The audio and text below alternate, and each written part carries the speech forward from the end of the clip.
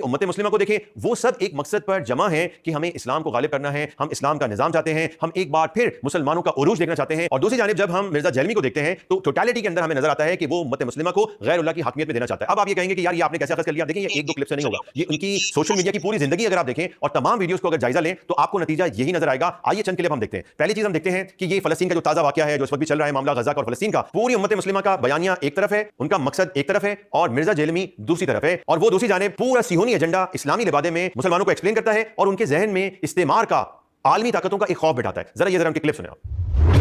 मैं गवर्नमेंट से भी, रियासती इदारों से भी रिक्वेस्ट करूंगा, इनके ऊपर कड़ी नजर रखें जो ये इस किस्म की जिहादी बर्तियां कर रहे हैं। और किसी वो जिहादी तंजीम के हाथ लग जाए और कल को एफएटीएफ की जो तलवार लटक रही है, वो लटकती हुई तलवार किसी भी वक्त पाकिस्तान के ऊपर गिर सकती है। बैतुल मक़दिस हमारा किबला अव्वल नहीं है।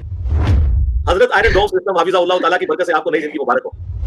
ग्राउंड रियलिटी ये है कि मुसलमानों की बका इस वक्त इसी में है कि किसी तरीके से दो रियासती हल हो जाए। ये तो बड़ी मेहरबानी है कि यूएनओ में ये सारा मामला हुआ, दो रियासती हल ही बेहतर हल है। अगर इसके बदले में सारी मुस्लिम दुनिया को ईसाई को तस्लीम भी करना पड़ता है तो कोई घाटे का सौदा नहीं है।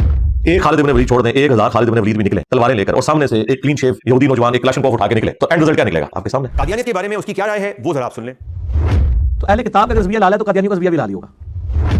क्या कादियानी अहले किबला अहले कलमा नहीं है? इसी किबले की तरफ नमाज पढ़ते हैं, अहले कलमा भी है वो, जो बुखारी में हदीस है, जो हमारे किबले की तरफ मुंह करके नमाज पढ़े, हमारा रज़विया खाए, तो वो मुसलमान कंसीडर किया जाएगा।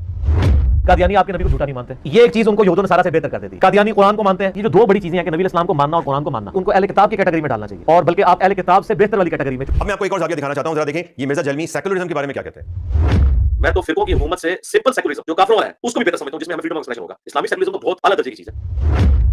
तो इस्लामिक सेकुलरिज्म जिसकी मर्जी वो ये रास्ता इख्तियार करे, जिसकी मर्जी वो रास्ता इख्तियार करे, दिस इज सेकुलरिज्म। और आप उस सेकुलरिज्म के साथ खड़े हैं, मैं ये इस्लामिक सेकुलरिज्म के साथ खड़ा हूं।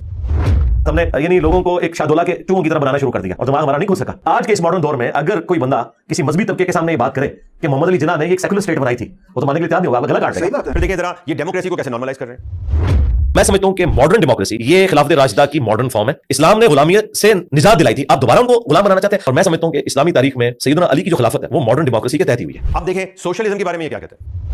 अच्छा भाई ये बताइए कि मैंने जिस तरह से प्रॉफिट पीस की जिंदगी को समझा है कि मैंने कहीं उनकी मार्क्सिस्ट किस्म की इंटरप्रिटेशन, तो मैंने पहले कह दिया आपको। आज तो लोग मिसालें देते हैं, कार्ल मार्क्स की देते हैं या हेगल की देते हैं या बाकी लोगों की, लेनिन की देते हैं। हदीस पढ़ना शुरू करें और उसमें जो पिछले तबके के जो अल्लाह के नबी इस्लाम ने उनके लिए जो रूल्स बताए हैं उनको जिस तरीके से आपने लेके चलना है, तो आपको लगेगा ये कॉपी किए हैं। अब जरा देखिए कि लिबरलिज्म की